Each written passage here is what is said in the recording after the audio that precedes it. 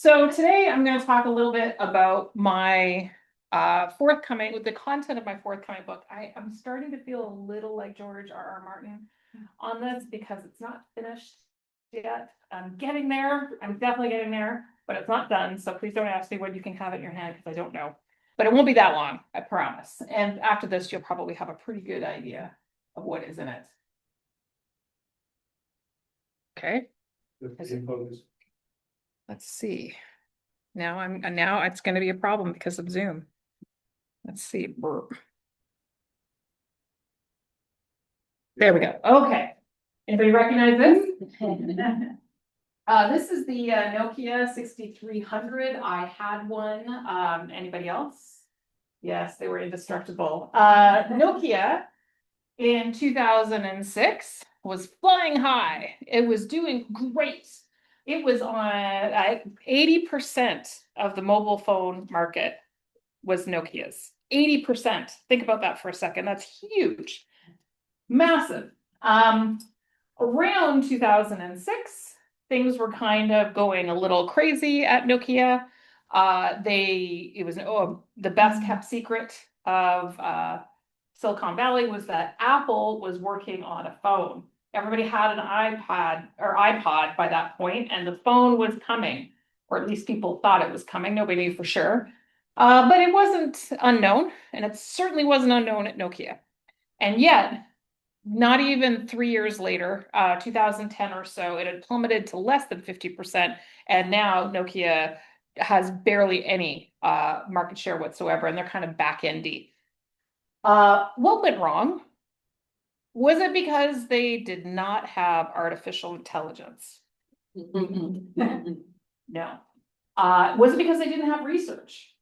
Also, no. I know because I did some for them. Actually, across the street, as a matter of fact, when I was working at Blast Radius at the time, and I did research for Nokia and how people use mobile phones. They had researchers around the world doing mobile phone research, and this was not an unknown. This was something that was a very well-known known. And yet, they had a big problem getting past that. So this is kind of where I started when I started looking at the concept of foresight. I mean, foresight was not invented after 2006. It was invented long ago. Why was Nokia not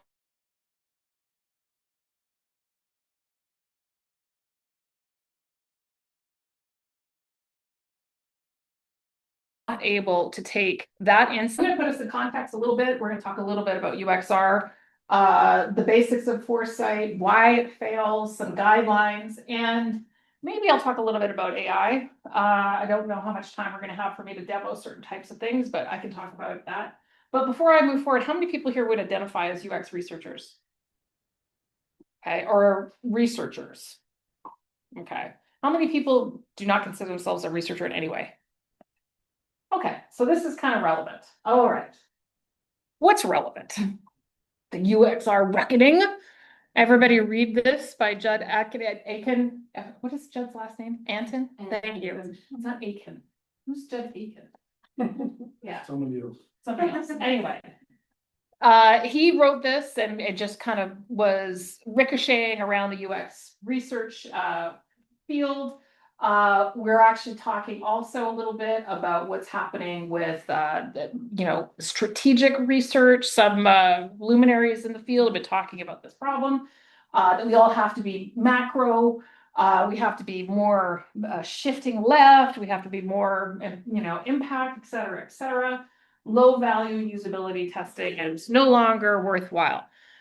And you know what?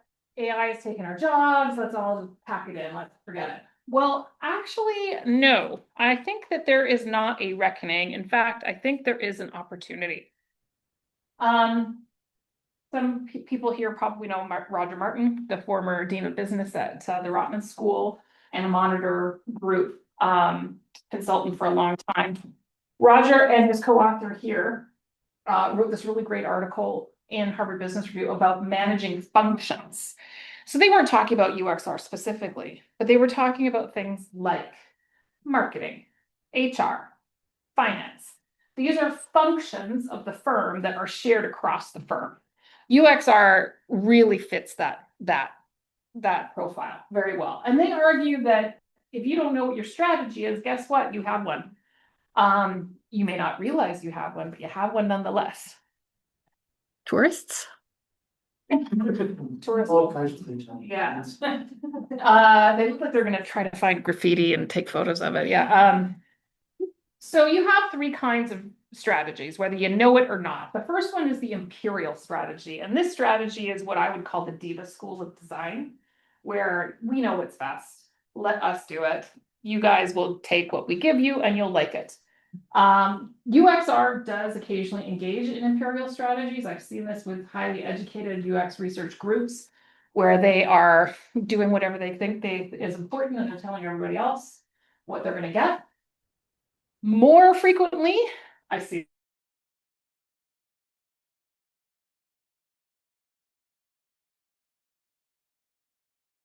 the second strategy, which is what we should never be asking people what method they would like, because they don't fucking know, okay? That's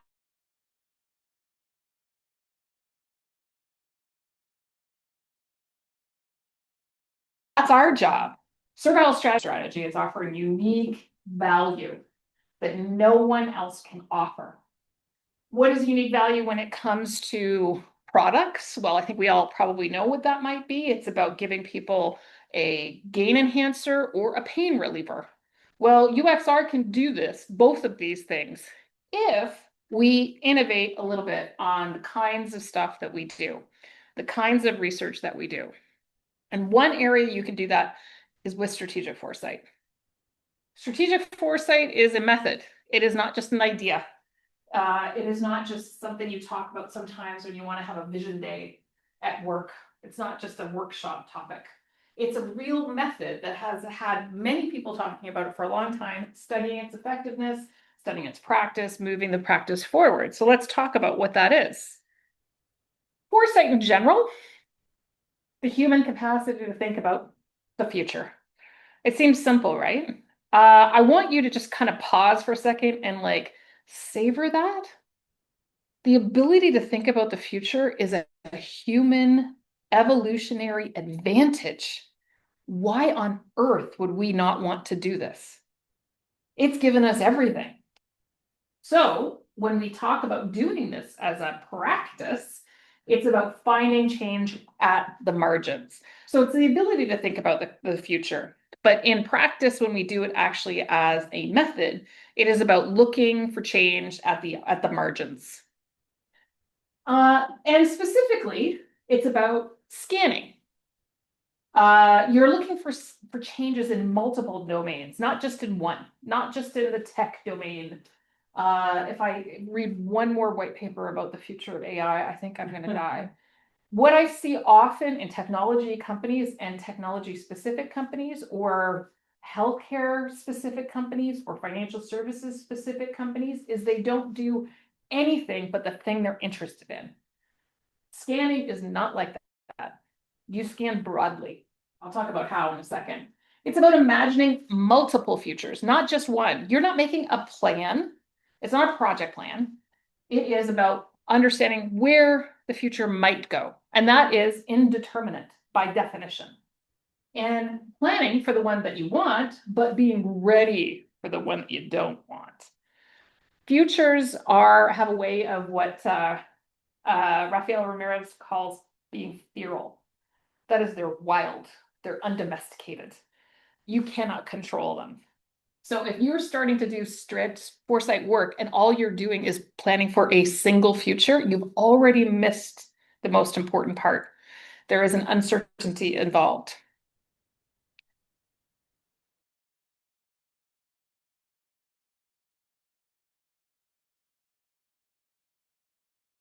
It is not about making a list. It's not a list of things to do. That comes way later. What it really is definitely not is making precise predictions or dreaming up new features or new products and blah, blah, blah. That is not foresight. And anybody who tells you that hasn't actually studied it, doesn't know what they're doing. That happens remarkably frequently. Probably 20 to 40% of the foresight projects that happen in corporate environments are crazy things like this, because people don't realize it's a method that you can learn. When you talk about precise predictions, one of the things that happens to us a lot as researchers is we're asked for precise predictions. Well, it turns out you can't make them because the future is virile. However, you can do cool things like talk about the emergence of knowledge work. Yes, that was a sociologist that came up with that term. Information worker, Daniel Bell, 1973. In the coming of the post-industrial society, he talked about that in 1973. Did he make precise predictions? No, but did he tell us what all of us, our content of our work would be? Yes, he did. So do not think that you're trying to predict the future. You're not. You're trying to outline areas where the change is likely to occur. It's happening in lots of places. Intel uses it. I mean, I've got some citations down here. Some of these are named blind because they're blind in the actual papers, but a large technology company, a European technology company, a large insurance company, Canada's Policy Horizons, EU Policy Lab. These are places where foresight actually does happen, and these are trained foresight practitioners that make these, that actually do this kind of work. Foresight is something that happens for real. It's not just a made up thing. A lot of times you'll hear in the private sector things that sound like methods that are not. And I'm trying to think of a good example. Concept testing. That sounds like a method. It's not. It's just kind of an idea. Sure, you can say I'll do a concept test, but it doesn't have rich methodological literature. Strategic foresight does. But it often fails. Why? I started with Nokia. I have many other examples. Many other examples. Kodak is a fantastic example. How many people here realize Kodak owned the patent for the digital photography? They invented it. And then they had to sell the patent because they were bankrupt, because they didn't make the cameras. They did not respond. So there's many examples of foresight failures, but I'm more interested in how they show up and how to solve them. We don't have enough time. We have to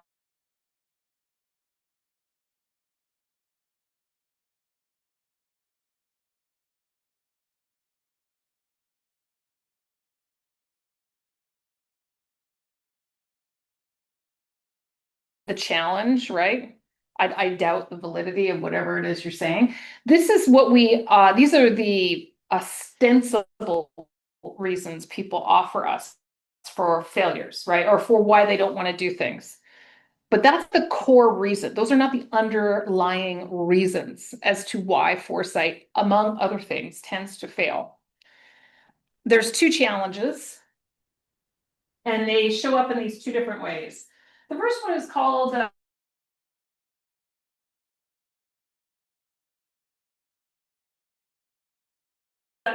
the frenetic state. And he's talking about the constant bombardment that we experience day to day with information. And it has this paralyzing effect. We are stupefied because we have constant amounts of information. Back in 1945, when Vannevar Bush talked about the Memex machine, which was the instantaneous access to information that he dreamed of, which is now kind of what the internet is, he did not anticipate this kind of bombardment. He did not anticipate the frenetic standstill. Then we have another problem, and it's about that known unknown, unknown unknowns. We have a problem with people knowing that something's not known, which is another way to put it, willful ignorance. Pretending something is not a problem, pretending something isn't an established fact. Climate change is a myth. Vaccines cause harm, blah, blah, blah. These are willfully ignorant statements. Underneath them, the real problem is temporal and epistemological. And in the book, I'm calling these the twin challenges. So the first of the twins is this idea that you are really staying on top of things by paying attention to all the information flowing at you. But in reality, you are failing completely to think about the future. You're overwhelmed with information and you think you're staying current, but what you're really doing is not thinking about the future.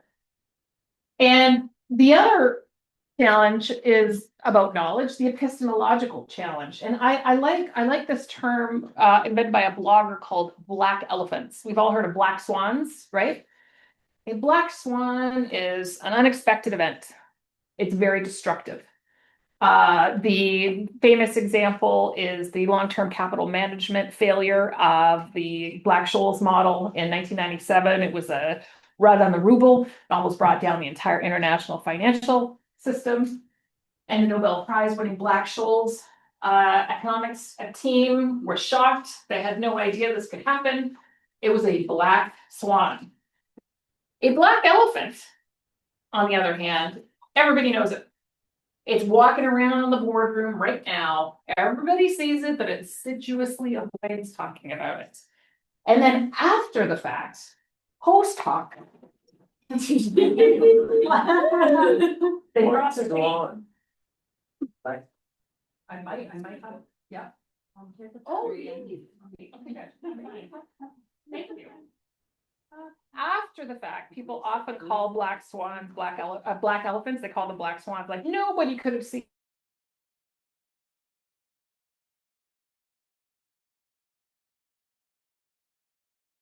this coming. But in reality, black elephants, they're epistemological.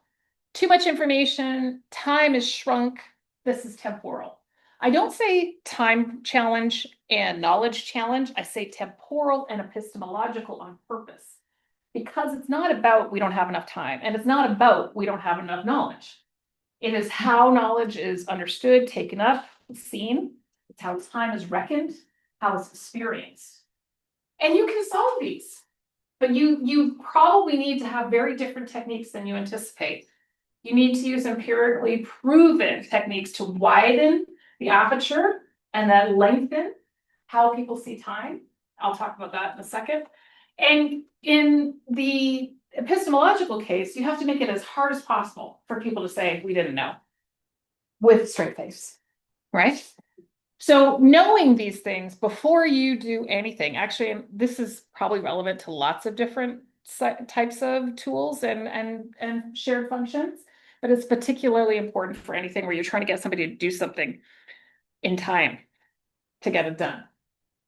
So what is foresight? Well, this is a generic foresight process. It's literally called that by Boros. And I've highlighted a couple of things here. You notice the green bits? These are where we're really good as researchers.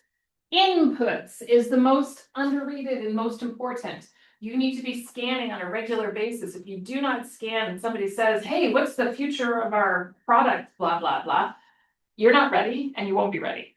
Nobody tells you to scan, but when you don't scan, they're mad. So you have to, that's one thing that researchers are really good at is like consistent, I would call bench science in some ways. It's doing the consistent work. Analysis, we're also pretty good about this. Sifting, putting into place, interpreting what is going on, writing papers, interpretive papers, what is happening here? And then creating scenarios or vision videos or posters or prototypes or what have yous. And then saying, let's do some stuff. We have a role all the way through. We even have a role here, frankly, choosing specific actions. But when it comes to the foresight process, generally speaking, researchers should be focusing uphill, right at the top, because that's where we're really good. And that's where nobody else is going to offer that value. No one else has that value to offer. And to get even more generic, this is what we do. We scan, we analyze, we interpret what we see, we facilitate visioning. Maybe we don't do the visioning, but we have to facilitate it. Do not just give people stuff and hope they figure it out. We need to make that real for them. We need to facilitate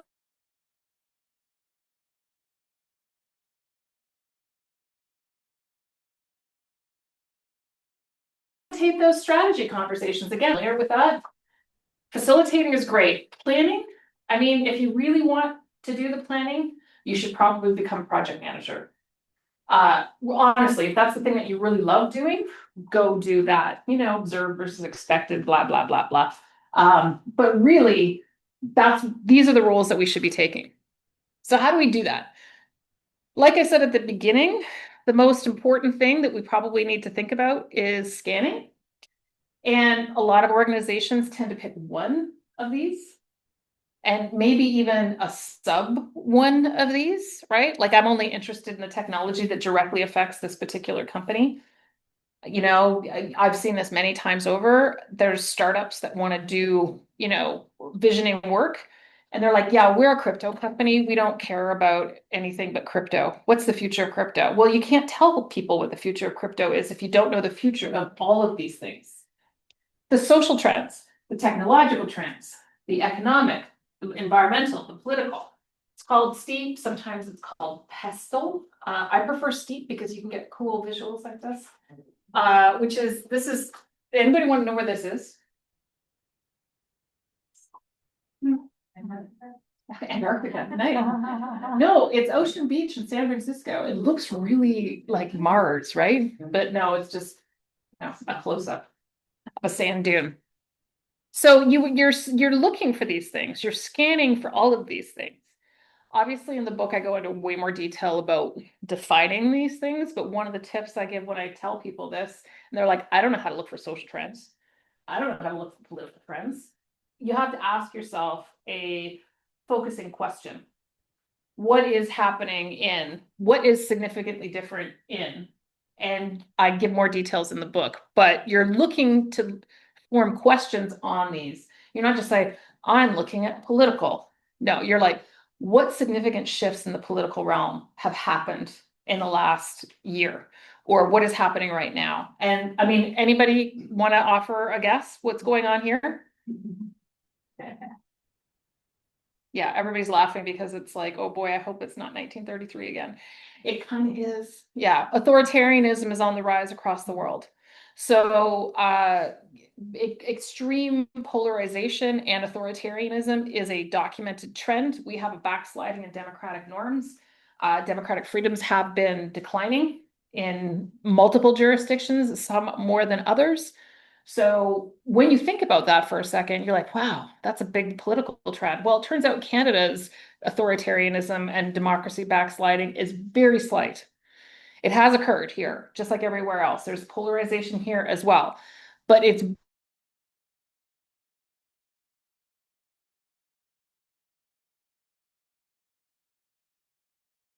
very slight.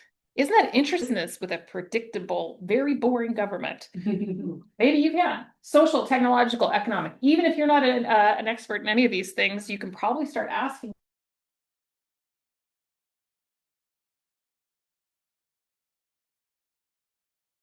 yourself, what is a weak signal is having the data point and the interpretation of it. It's what the signifier and signify, for those of you who are into semiotics. A weak signal is the meaning of that data point. So you have to give me why this is important. When I said backsliding, democratic backsliding, I didn't just leave it there, did I? I said why it's important. And when I'm talking about comparative advantage, I was clearly talking to policymakers. But if I want to talk to a startup founder, maybe I can give them a comparative advantage about the lack of authoritarianism here. I have to give you that human judgment. This is probably the most uncomfortable thing for a lot of researchers because we like to quote unquote let the data speak. I'm sorry, in order to offer unique value, you have to get some courage and you have to interpret what does this mean? The weak signal is the data point and the meaning of it. But the good news there is this is why we can't be replaced for several reasons. First of all, I mean, AI cannot be held accountable for poor foresight. How are you going to hold a model accountable? What are you going to do? Fire it? Unplug it? Like, what are you going to do? It has no accountability. But it also, scanning does require a critical and a creative mind, which are the human strengths, and AI's lack of strength. AI models do not have creativity. By definition, they are backwards looking. So it doesn't even work anyway in this case. If anybody tells you you want to use AI to do foresight work, you'd be like, great, I will show you all of history, but nothing from the future. In fact, I'm not even going to show you all of history. I'm just going to show you what's on the internet. So basically, it's Reddit's idea of the past, which is horrible, right? Like that's basically what people are saying now, without realizing that they got this little tiny piece of knowledge. And so then your job is to show them again and again how little they actually know. And maybe they'll deny it. You can't change people's minds on those things, but you can remind them how little they know. So here's some examples. This is a steep database that I built in Notion. It's a relational database. So if you don't know what that means, consider taking a look at what a relational database means. This will actually make you a better analyst. And I say analyst, not interpreter. Analysis is not the same thing as interpretation or synthesis. I don't even know what the fuck that word means, honestly. Just banish it. I hate that word. I hate when people talk about synthesis when really what they mean is putting stuff into a database. Put it into a database and tag it with a category, and that is a one-to-many relationship. But then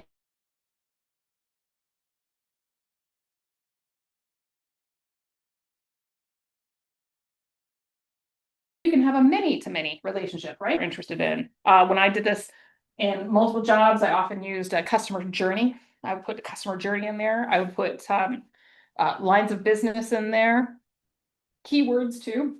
So you'll see there's my steep right there. And here's the examples, right? So I made this open so people could see, and it's visually compelling and it's got some interesting things to it. And I would be sending this out on a regular basis. One of the things that I would do is I was always working continuously, right? Dealing with the epistemological challenge. I was working continuously. So I was always ready. And I was also sharing incidentally, which looked incidentally. It wasn't. It was quite purposeful. But it looked like, hey, guess what? I found this cool thing and I put it on the Slack channel. Or I put it into emails or dropped it into meetings. It looked incidental. It was not. I was doing that on purpose so that people would know what was going on long before the report came. And I also did a lot of stuff where I was creating these writing exercises. There's probably people in here who have a background in social psychology. Writing exercises are a great way to prime people. And if you get people to write about 5 years in the future, they will start thinking about the future. So getting them to do that before you start getting them to try to do that, they're already doing it. So you're helping them with their temporal aperture and you're helping them make it, well, you're making it as hard as possible for them.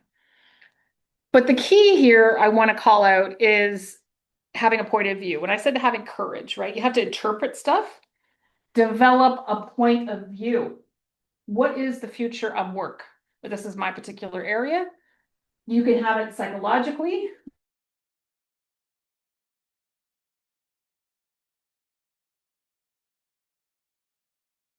You can have it as a social thing. You can have it as a thing. Anybody heard of psychological safety?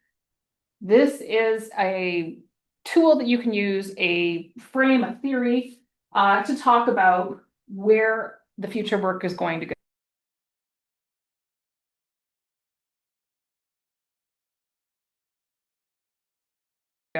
If you've got high standards of engagement at work, according to Gallup, it's the lowest it's ever been recorded. And that's not a surprise to a lot of people like Amy Edmondson, for example. So go deep. What is your area? Maybe there's something in psychology that you want to pick up and learn and start interpreting these weak signals through that psychology lens. Maybe you want to interpret it through a sociological lens.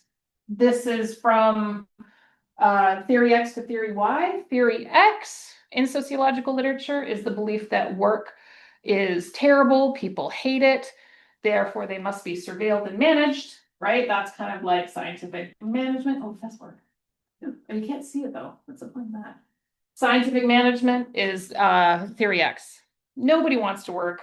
I have to incent them with a carrot and a stick. But actually, maybe there's another way to think about work. Maybe work is inherently fulfilling and everybody should be inspired instead. That's the Hawthorne experiments, right? The Hawthorne experiments where they turned up the lights and the people who had the lights turned up were more productive. And it turns out it didn't matter that they turned up the lights, it's just that somebody was paying attention. So it didn't matter what they did. I literally had people that I worked with at a top technology company suggest turning up the lights for productivity. And I laughed out loud because I thought it was a Hawthorne experiment joke, and it was not. It was not. So, or there's theory Z, right? Theory Z is the idea that work is about identity and collectivism. And in order to feel fulfilled, you have to feel part of something. So, what's the future of work? Use this. Maybe you have a point of view. It's theory X, theory Y, theory Z, one of these, right? We want to use theory Z, but we're incenting using theory X. That's why the future of work is going to be about conflict, for example. You have to develop your point of view. Or maybe you want to talk about work as a political thing.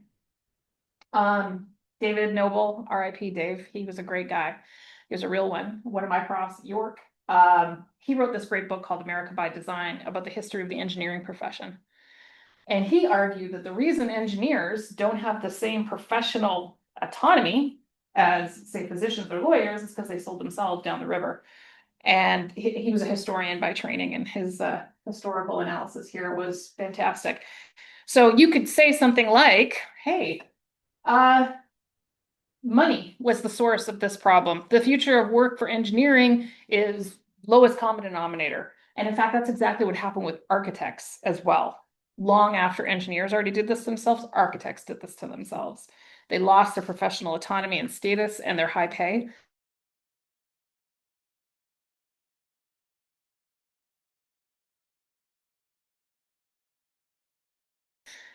Because they went for the all hat actually, because we need architects, right? But they don't get paid much.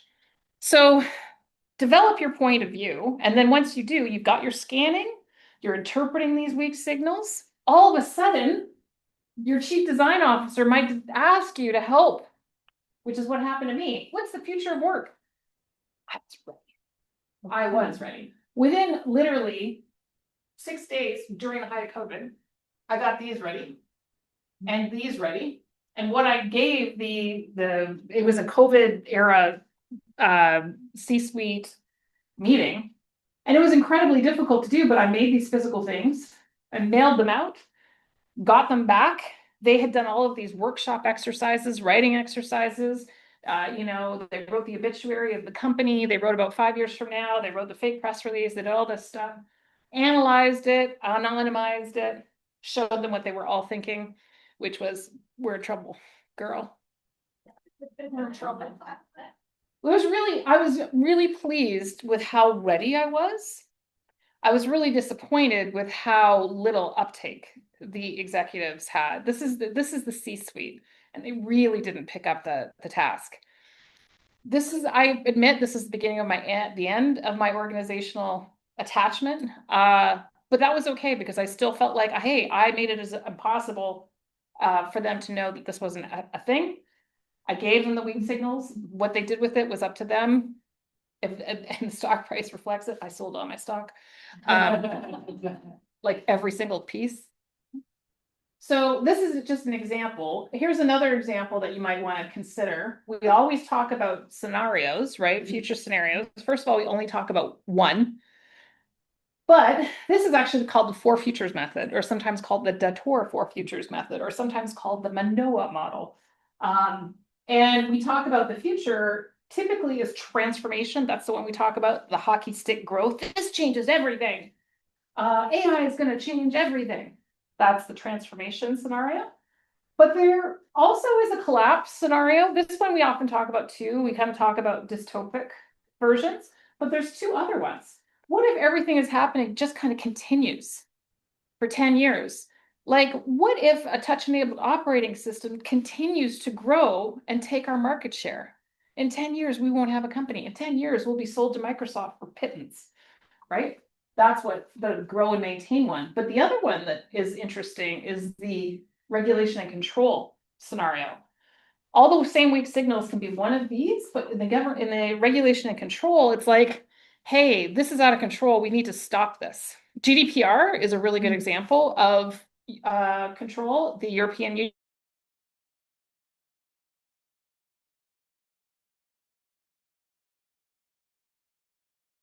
Union has also done some AI regulation of human control, social control. AI slop is a pejorative term. We collectively are starting to control AI usage. Collectively, we're starting to shame people for using AI in inappropriate times, inappropriate ways. Regulation and control is actually something that's really happened a lot. Here's an example of me using those in action. I was asked to help with a survey that was starting, and the survey had no interpretation, no frame, nothing. And so I used the four futures method to start testing employee versus executive beliefs on the future of AI. And guess what? We had some real differences. Now, this would not have happened had I not gotten involved. This would not have happened because it was a marketing survey, and honestly, they did not know what they were doing. They hired an external agency who had some expertise, but really didn't, first of all, care.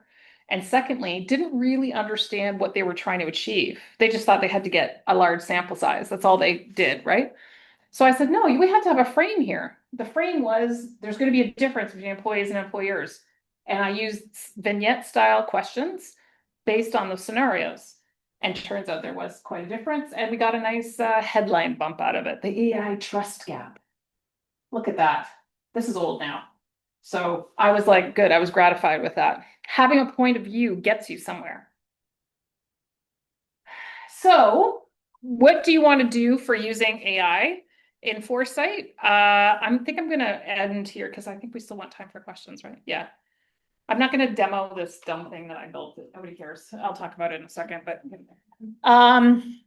the using AI in Foresight can be helpful. And actually, I got to thank Steph. Everybody knows Steph here. Steph, I don't have a hard stop, so if you want Okay. a little bit, it's Great. A lot of this comes from Steph, actually. Some of the stuff that you want to use AI for, she's got a great paper on the epochpeople.org, by the way. Don't use it for interpreting the meaning of the signals. That's your human creativity and critical thought. Don't use it to predict the likelihood of any specific thing happening. First of all, it won't be able to do it. And secondly, nobody can do it. So don't train your stakeholders to think that that's something that can be done. And really, if you're doing visions, right, like videos and things like that, visuals, don't use AI for that. It's derivative and it's reverting to the mean. It's very, very flat. However, you can scale your scanning ability. You can prompt it to scale to scan for you. You can use it to do labor-intensive stuff like coding, tagging, sorting, analyzing, putting things into buckets. You can use AI to do that.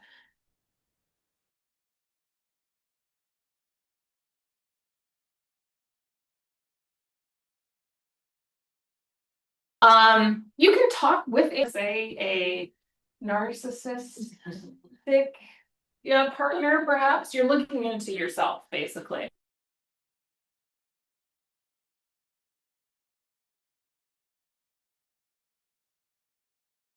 But it's a way, it's not going to be, I've solved everything. Do you know what I'm talking about? Oh, I don't. He's like, this is the prompt I used for ChatGPT. And I was like, okay. And it was like, don't hallucinate.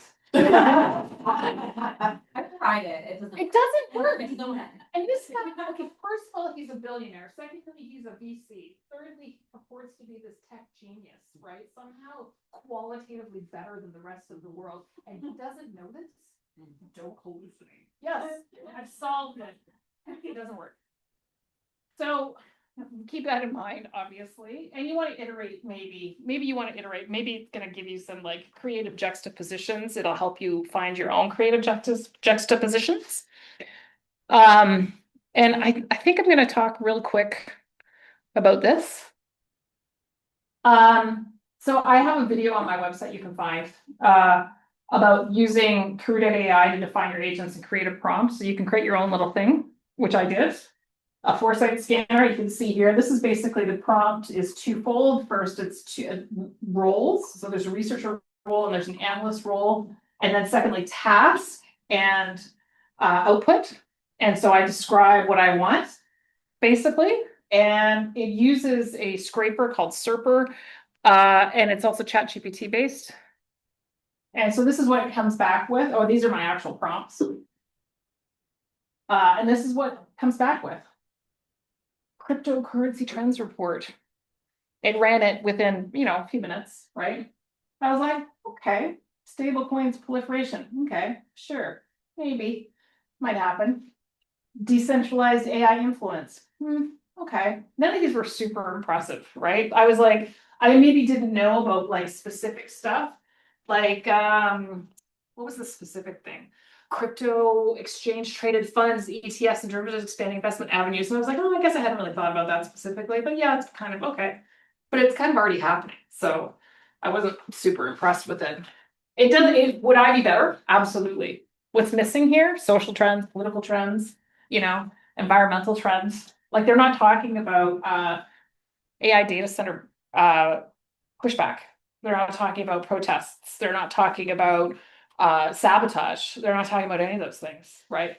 Because they're dumb.